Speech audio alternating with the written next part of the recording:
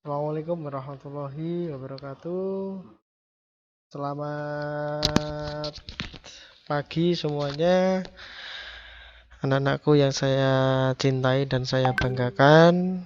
Ya, semoga di pagi hari ini kalian dikasih kesehatan, ya, sehingga dapat mengikuti pelajaran dengan baik. Untuk pertemuan kali ini, nanti kalian akan membahas tentang peran Indonesia dalam perdamaian dunia. Ya, kompetensi dasar yang akan kalian capai yaitu nanti terkait dengan mengevaluasi peran bangsa Indonesia dalam perdamaian dunia. Antara lain yaitu keikutsertaan dalam KAA, Misi Garuda, Deklarasi Juanda, Gerakan Non-Blok ASEAN, OKI, dan Jakarta Informal Meeting. Ya, itu yang akan kalian pelajari untuk pertemuan kali ini. Ya. Ya, untuk organisasinya nanti kita bahas untuk pertemuan yang akan datang. Untuk pertemuan kali ini nanti kalian akan membahas dasar mengapa bangsa Indonesia perlu ikut dalam perdamaian dunia. Apa pentingnya?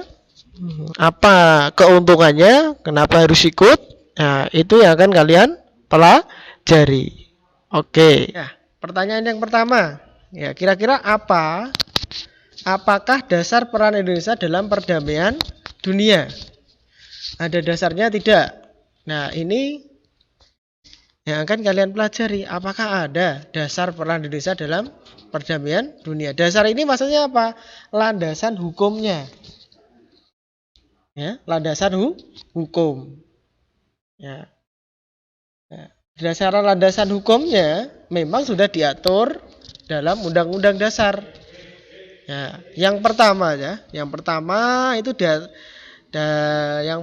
Pancasila. Nah, itu Pancasila. Sila yang kedua yaitu yang kemanusiaan yang adil dan beradab.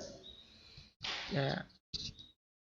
Bunyi Pancasila yang kedua ini menunjukkan bahwa bangsa Indonesia itu harus bisa memanusiakan manusia atau beradab.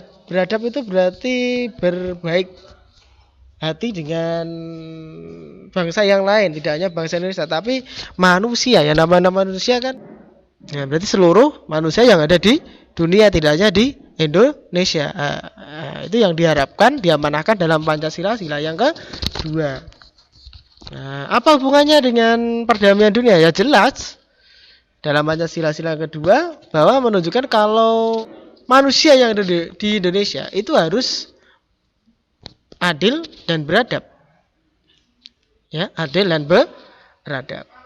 Namanya adil dan beradab berarti sesama manusia kita harus adil, tidak ada yang memilih-pilih atau rasisme.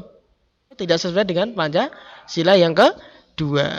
Yaitu dasarnya yang pertama. Yang kedua yaitu termasuk dalam Undang-Undang Dasar 1945. Nah, dalam pembukaan, alinea keempat, ya, yaitu bunyinya ikut melaksanakan tertiban dunia yang berdasarkan kemerdekaan, perdamaian abadi, dan keadilan sosial. Ya, jelas.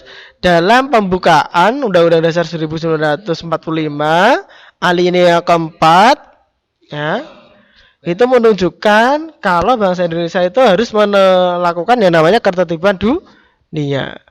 Ya, ketertiban dunia. Jadi ketertiban dunia itu sudah diamanahkan dalam Undang-Undang 1945. Oke, yang ketiga, dasar hukum yang ketiga ya. Kenapa kok harus ikut dalam perdamaian dunia? Yaitu GBHN. Apa itu GBHN? Garis besar haluan negara. Garis besar haluan negara itu terdapat dalam ketetapan MPR. Selain ketetapan MPR ada Undang-Undang Nomor 37 tahun 1999 tentang hubungan luar negeri. Ya, yang berikutnya juga tentang dari Perpu, peraturan perundang-undangan. Nah, itu juga mengatur Indonesia itu harus ikut dalam perdamaian dunia. Itu dasarnya aja. Ada 3 dasarnya. Yang pertama tadi Pancasila, Undang-Undang Dasar 1945. Yang ketiga adalah GBHN. Oke.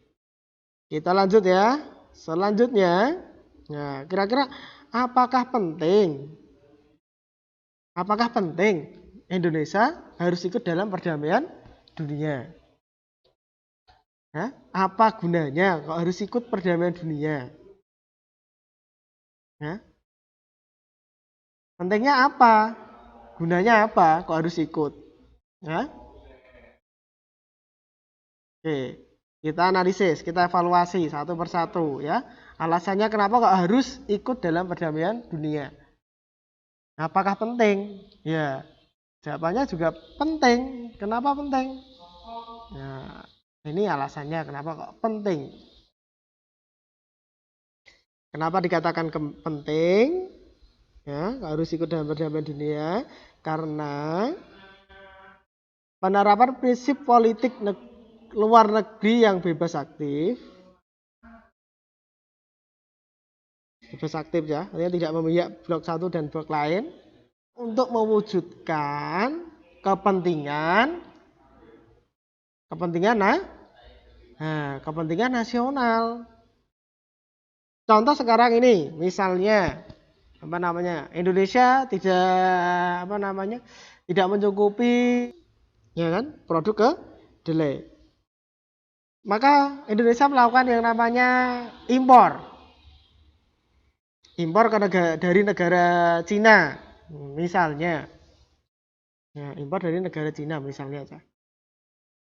Ya, kalau Indonesia tidak memiliki hubungan baik dengan Cina, nah, otomatis kalau mau impor, kerjasama impor otomatis akan ditolak kan ya, ditolak atau dipersulit. Nah, maka apa yang terjadi di Indonesia kalau tidak terjadi hubungan yang harmonis antar negara ya? Nah, yang akan terjadi otomatis ya kebutuhan kedelai di dalam negeri tidak tercukupi, ya rakyat otomatis akan menjerit. Nah, itu salah satu dari pentingnya hubungan internasional bagi bangsa Indonesia. Ya.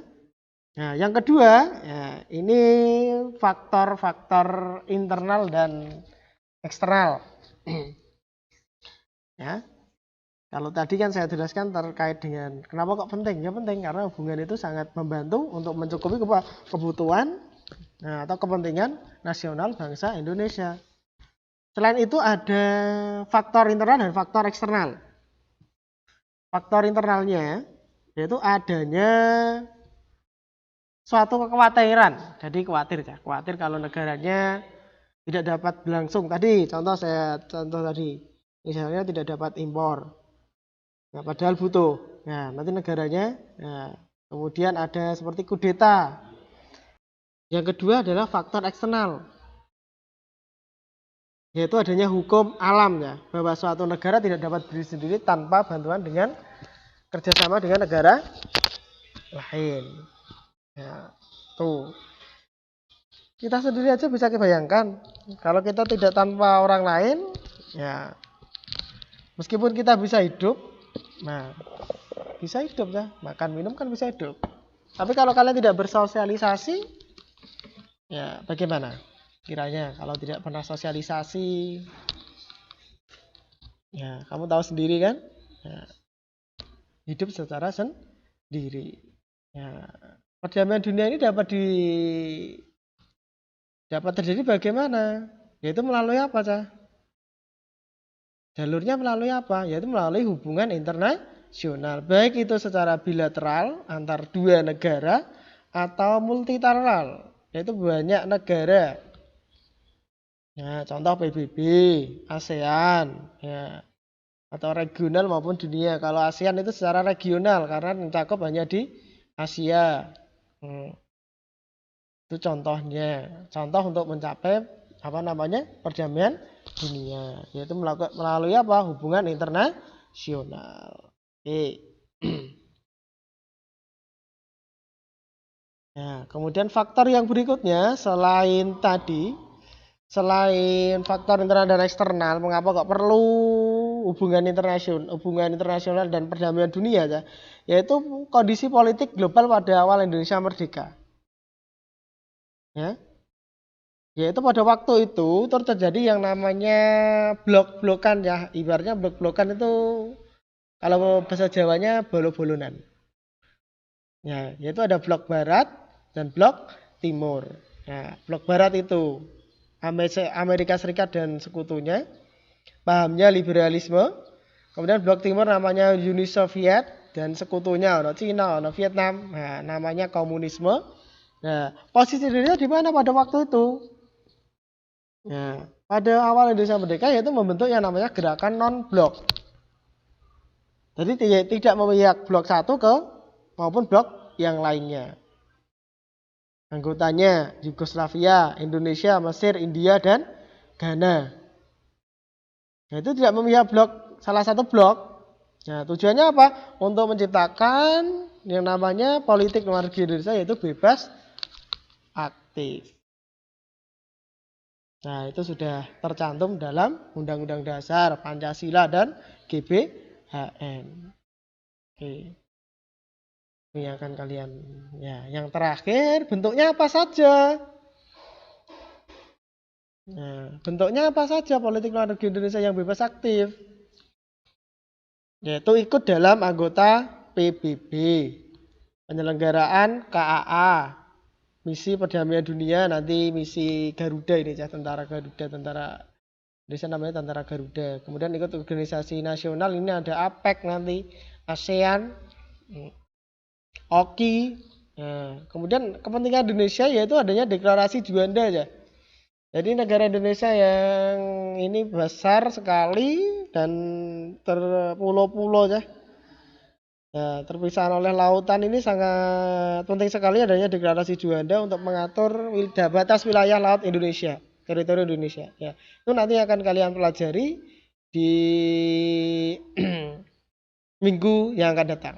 Nah, untuk pertemuan kali ini itu saja yang tadi saya sampaikan terkait dengan peran Indonesia dalam perdamaian dunia. Sudah ada dasar hukumnya, ada kepentingannya, dan bentuknya berupa apa saja. Ya, ada ikut anggota PBB, ikut KAA, misi perdamaian, deklarasi Juanda, ikut organisasi internasional, ada OKI, ada OPEC. Nah, apa OKI? OKI, APEC, ASEAN. Nah, demikian dulu yang bisa saya sampaikan. Untuk pertemuan akan datang kita bahas materi bentuk-bentuknya, bentuk-bentuk perdamaian dunia yang dilakukan oleh bangsa Indonesia. Oke, nanti jangan lupa kalian kerjakan rangkumannya, nanti saya kasih di form, ya, dikirim di tim ya. Tepat waktu, jangan sampai menunda-nunda pekerjaan. Ya. Sekian, assalamualaikum warahmatullahi wabarakatuh.